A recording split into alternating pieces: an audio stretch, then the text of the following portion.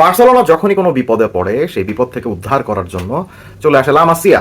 যখনই বার্সেলোনার কাছে কোনো নতুন ভালো খেলোয়াড় কেনার টাকা না থাকে তখনই বার্সেলোনাকে উদ্ধার করতে চলে আসে লা মাসিয়া, এবং এবারও সেটার ব্যতিক্রম হচ্ছে না। So the latest recruit from the fabled, the most famous La Masia has been a right back this time. একটা নতুন রাইট ব্যাককে কোচ হান্সি ফ্লিক বার্সেলোনায় খেলার জন্য নতুন নতুন করে সুযোগ দিচ্ছেন। যারা কিনা নিউক্যাসল ইউনাইটেডের এগেনস্টে আগের চ্যাম্পিয়ন্স লিগের ম্যাচটা দেখেছেন তারা জানেন, এবং যারা কিনা এই গতকালকে সেভিয়ার এগেনস্টে লা লিগার ম্যাচটা দেখেছেন তারাও জানেন যে আমি কার কথা বলছি। I am talking about Xavi এসপার্ট, বার্সেলোনার নতুন রাইট ব্যাক, যাকে কিনা জুলস কন্দার ব্যাকআপ হিসাবে খেলানো হচ্ছে। ফরাসি রাইট ব্যাক জুলস কন্দা, যিনি কিনা গত কয়েক বছর ধরেই বার্সেলোনার রাইট ব্যাকের মেইন দায়িত্বটা পালন করছেন। জুলস কন্দা যখন খেলতে পারেন না, কখনো কখনো রোনালদো আরাউহোকে সেই দায়িত্বটা দেওয়া হয়, but main right back Jules Kounde থাকে, আপনারা সবাই জানেন। So he has been an okay right back. আমি বলবো না যে জুলস কন্দা বার্সেলোনা বা ফ্রান্সের হয়ে ওয়ার্ল্ড ক্লাস লেভেলের রাইট ব্যাক পারফরমেন্স দিয়েছেন প্রতি সপ্তাহে, আমি সেটা বলবো না। হি has been an okay right back, এবং গত 1-1.5 বছর ধরে আমরা দেখছি যে লামিন ইয়ামালের সঙ্গে তার রাইট উইং একটা কম্বিনেশন করতে হয়। রাইট ব্যাক থাকেন জুলস কন্দা এবং রাইট উইংয়ে থাকেন লামিন ইয়ামাল, এবং লামিন ইয়ামালের পারফরমেন্স অনেক বেশি ওঠানামা করে এবং অনেক বেশি ডিপেন্ডেড হয় এই জুলস কন্দার উপরে। কারণ আপনারা সবাই জানেন যে ফুল ব্যাকের সঙ্গে উইং ব্যাকের একটা কম্বিনেশন থাকে, সেই কম্বিনেশনটা যত ভালো হয় ফুল ব্যাক এবং উইঙ্গার দুজনই অনেক বেশি ভালো খেলতে থাকেন এবং দুজনই অনেক বেশি নাম্বারস উপহার দিতে থাকেন, গোল এবং অ্যাসিস্টসের নাম্বারস উপহার দিতে থাকেন। সো লামিন ইয়ামালের সঙ্গে যখনই জুলস কন্দা খেলেছেন, লামিন ইয়ামাল তো আউটরেজিয়াস লেভেলের ট্যালেন্ট, এটা নিয়ে কোনো সন্দেহ নেই।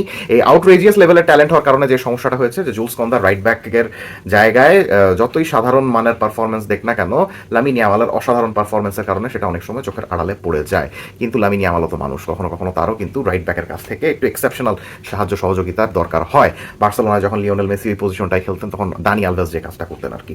দানি আলভেজ ওয়ার্ল্ড ক্লাস লেভেলের ছিলেন, লিওনেল মেসি তো লিওনেল মেসি, তাই মেসিরও কখনো কখনো কিন্তু ওয়ার্ল্ড ক্লাস লেভেলের সাহায্য সহযোগিতার দরকার হতো। কিন্তু লামিন ইয়ামাল কি জুলস কন্দার কাছে ওই ওয়ার্ল্ড ক্লাস লেভেলের পারফরমেন্সটা পাচ্ছেন কিনা, সাহায্যটা পাচ্ছেন কিনা, সেটাই সবচেয়ে বড় কোয়েশ্চেন।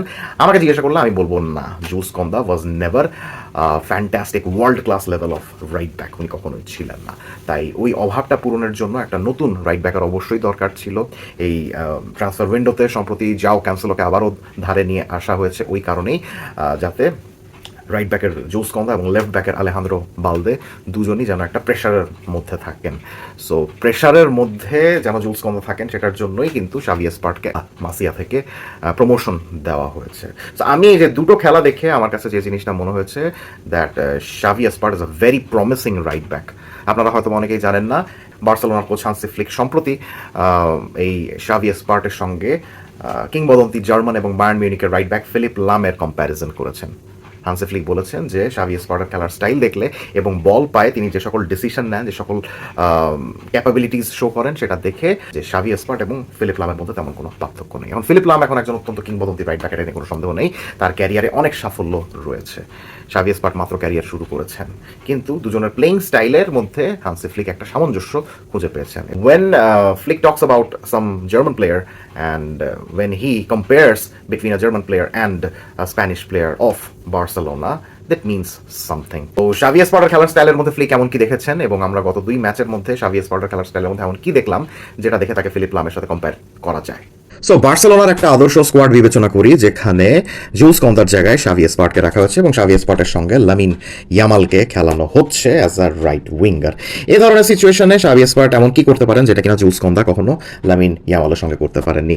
আমার কাছে সবসময় যে জিনিসটা মনে হয়েছে যে জুলস কন্দা is basically A defensive minded right back, যে কারণে তিনি সবসময় যে ওভারল্যাপিং এবং আন্ডারল্যাপিং করে লামিন ইয়ামালকে সাহায্য করতে পারতেন, ব্যাপারটা সেরকম নয়। তিনি একটু ডিফেন্সিভই থাকতে পছন্দ করতেন। কখনো কখনো হয়তো বা উপরে উঠতেন যখন প্রতিপক্ষ দুর্বল হতো, তখন কিন্তু জুলস কন্দাকে উপরে উঠতে দেখতাম আমরা ঠিকই, কিন্তু লামিন ইয়ামালের সঙ্গে ওই ওয়ার্ল্ড ক্লাস লেভেলের অ্যাটাকিং ডাইনামিক্সটা কিন্তু সেভাবে আমরা কখনোই দেখতে পারিনি, এবং এইখানেই শাভি এসপার্ট লামিন ইয়ামালকে সাহায্য করতে পারেন। He is that kind of a right back যে কিনা ওভারল্যাপিং এর ক্ষেত্রে এভাবে বা আন্ডারল্যাপিং এর ক্ষেত্রে এভাবে স্ট্রেইট লাইন বরাবর ক্রমাগত ওঠানামা করতে পারে। মেশিনের মতো ক্রমাগত ওঠানামা করতে পারার এই প্রবণতাটা হান্সি ফ্লিকের মতো একজন ম্যানেজারের জন্য অনেক উপযোগী। বিকজ হান্সি ফ্লিকের ডিফেন্ডারদেরকে অনেক ফিজিক্যালি ডিমান্ডিং কাজকর্ম করতে হয়, ওঠানামা করতে হয় মিডফিল্ড এবং উইঙ্গারদের সঙ্গে একটা সামঞ্জস্য রাখতে হয়, আপনারা সবাই জানেন। So the way he runs straight line is very beneficial for Barcelona. এখন লামিন ইয়ামাল কীভাবে খেলতে পছন্দ করেন, তিনি যেহেতু 1 vs 1 সিচুয়েশনে অসাধারণ, সেহেতু তাকে যেই প্রতিপক্ষের লেফট ব্যাকটা মার্কিং করে থাকেন তাকে এক সাইডে নিয়ে এসে 1 vs 1 সিচুয়েশনে পরাস্ত করে দ্রুত গতিতে এভাবে বা এভাবে ঢুকে যেতে পছন্দ করেন লামিন ইয়ামাল। কিন্তু লামিন ইয়ামাল যেরকম এক্সেপশনাল লেভেলের ট্যালেন্ট, প্রতিপক্ষ কিন্তু বুঝে গিয়েছে যে তাকে একজন দিয়ে আটকানো সম্ভব নয়। এজন্য অনেক সময় আমরা আজকাল দেখি যে 2-3 জন লামিন ইয়ামালকে ক্রমাগত মার্কিং করে থাকেন। এখন লামিন ইয়ামাল যে 2-3 জনকে বোকা বানিয়ে বক্সের মধ্যে ঢুকে পড়বেন না, ব্যাপারটা সেরকম নয়, সে সামর্থ্য তার রয়েছে। কিন্তু সবসময় যদি 3-4 জনকে টপকায় একজন ওয়ার্ল্ড ক্লাস লেভেলের খেলোয়াড়কে বক্সের মধ্যে ঢুকতে হয়, তাহলে বাকিরা আছে কি করতে? বাকিরা তো অবশ্যই আছে যাতে লামিন ইয়ামালের উপরে ওয়ার্কলোডটা কম পড়ে, প্রেশারটা যেন কম পড়ে, এবং সেটার জন্যই কিন্তু Xavi Espart can be a very very very good option. Xavi Espart সামনে চলে গেলে লামিন ইয়ামাল ওই টুকটাক 1-2 গুলো করতে পারবেন, যেই 1-2 এবং যেই পাসিং সিকোয়েন্সের সাহায্যে তিনি আরও এফেক্টিভলি 1 vs 1 বা 2 vs 1 বা 3 vs 1 সিচুয়েশনে ডিফেন্ডারকে বিট করে ঢুকে যেতে পারবেন। এখন শাভি স্পার যদি লামিন ইয়ামালের সঙ্গে ক্লোজ প্রক্সিমিটিতে থাকেন, তাহলে অফকোর্স লামিন ইয়ামালের একটা পাসিং অপশন কিন্তু এভাবে থেকে যায়। সেটা লামিন ইয়ামাল যখন সাইড ওয়েজ থাকবেন, এরকম সাইড লাইন বরাবর থাকবেন, তখন শাভি স্পার চাইলে ইনভার্ট করে সকল জোনগুলোতে ওভারল্যাপ করে ঢুকে যেতে পারবেন এই রাইট হাফ স্পেসগুলোতে, তখন কিন্তু লামিন ইয়ামাল সুন্দর মতো এই সকল জোনগুলোতে খেলতে পারবেন। আবার লামিন ইয়ামাল কখনো কাটিং করে যদি হাফ স্পেসে ঢুকে যান এভাবে, সেক্ষেত্রে কিন্তু শাভি স্পার এইভাবে সাইড লাইনটা ধরে রাখতে পারেন। এখন এই ধরনের কম্বিনেশনটা প্রতিপক্ষের ডিফেন্ডারদেরকে একটু যন্ত্রণা দেয় বিকজ তখন প্রতিপক্ষের ডিফেন্ডাররা কনফিউজড হয়ে যাবে যে আমি লামিন ইয়ামালকে আটকাবো নাকি শাভি স্পারকে আটকাবো। শাভি স্পারকে যদি আটকানো হয় বা আটকাতে যদি তারা চায়, তাহলে লামিন ইয়ামাল প্রতিপক্ষের সঙ্গে 1 vs 1 সিচুয়েশনে চলে যাবেন, যেই সিচুয়েশনটা তিনি সবচেয়ে বেশি পছন্দ করেন। That will make him more devastating. আর প্রতিপক্ষ যদি মনে করে যে না, আমি লামিন ইয়ামালকে আটকা রাখবো, শাভি স্পার্ট এই সকল হাফ স্পেসে থাকুক নাকি না থাকুক এটা আমার দেখার কোনো বিষয় নয়, সেটাও একটা সমস্যা হবে। কারণ তখন দেখা যাবে যে লামিন ইয়ামাল 2-3 জনকে অ্যাট্রাক্ট করে এই সকল জায়গাতে নিয়ে চলে গেলে মাঝখানের যে জায়গাটা ফাঁকা হবে, সেই মাঝখানের জায়গাটাতে শাভি স্পার্ট এবং গাভি আরেকজন মিডফিল্ডার, যার সঙ্গে কিনা লামিন ইয়ামাল চাইলেই ট্রায়াঙ্গেল গঠন করতে পারেন। তখন দেখা যাবে যে শাভি স্পার্ট এবং গাভি এ ধরনের হাফ স্পেসগুলোতে কম্বাইন করে বক্সের মধ্যে ঢুকে যাবেন এবং স্ট্রাইকারকে দিয়ে এবং অন্যান্য অন রাশিং মিডফিল্ডারদেরকে দিয়ে গোল করাতে পারবেন। So that is a very very very interesting situation. এখন লামিন ইয়ামাল যখনই জুলস কন্দা বা রোনালদো আরাউহোকে রাইট ব্যাকের ভূমিকাতে পেয়েছেন, এরকম কম্বিনেশন করার জন্য সেভাবে কিন্তু সবসময় সাহায্য উনি পান না। আমরা নিউক্যাসল ইউনাইটেডের এগেনস্টে রাইট ব্যাকের ভূমিকাতে খেলা রোনালদো আরাউহোর পারফরমেন্সই যদি দেখি, অনেক সময় দেখা গিয়েছে যে লামিন ইয়ামাল এখানে 2-3 জন খেলোয়াড়ের সঙ্গে ডিল করছিলেন এবং তিনি কম্বাইন করার জন্য রোনালদো আরাউহোকে পাচ্ছিলেন না, বিকজ রোনালদো আরাউহো তখন কই ছিলেন এটা কেউই জানে না। সো এই ধরনের সিচুয়েশন যেন কখনো না হয় সেটা ইনশিওর করবেন শাভি স্পার্ট। ফিলিপ লামের সঙ্গে যেহেতু তার কম্প্যারিজন করা হচ্ছে, তার মানে তিনি অফকোর্স বল পায় অত্যন্ত দক্ষ, এবং এই 2 ম্যাচ দেখে আমার কাছে মনে হয়েছে যে তিনি কোনো র্যাশ ডিসিশন নিচ্ছেন না, মাথা ঠান্ডা, ডিফেন্সিভলি অত্যন্ত সলিড এবং ডিফেন্সিভলি ঠিক যতটুকু করা দরকার ততটুকুই করছেন, অতিরিক্ত করতে গিয়ে দলের বিপদ বাড়িয়ে দিচ্ছেন না। এবং আরেকটা ইন্টারেস্টিং ব্যাপার হলো গিয়ে তিনি একদম প্রপারলি পাস এক্সিকিউট করার জন্য এবং সামনে গিয়ে ক্রসিং এক্সিকিউট করার জন্য আন্দাগুন্দা কোনো শট বা আন্দাগুন্দা কোনো পাস অ্যাটেম্প্ট করতে যাচ্ছেন না।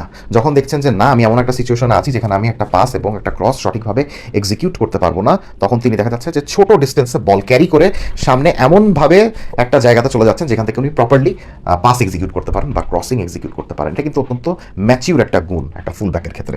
সো এই 2 ম্যাচের মধ্যে আমি শাভি স্পার্টার খেলার মধ্যে ওই ম্যাচিউরিটিটা লক্ষ্য করেছি। এখন দেখা যাক এটা কি বাকি ম্যাচগুলোতে হয় কিনা।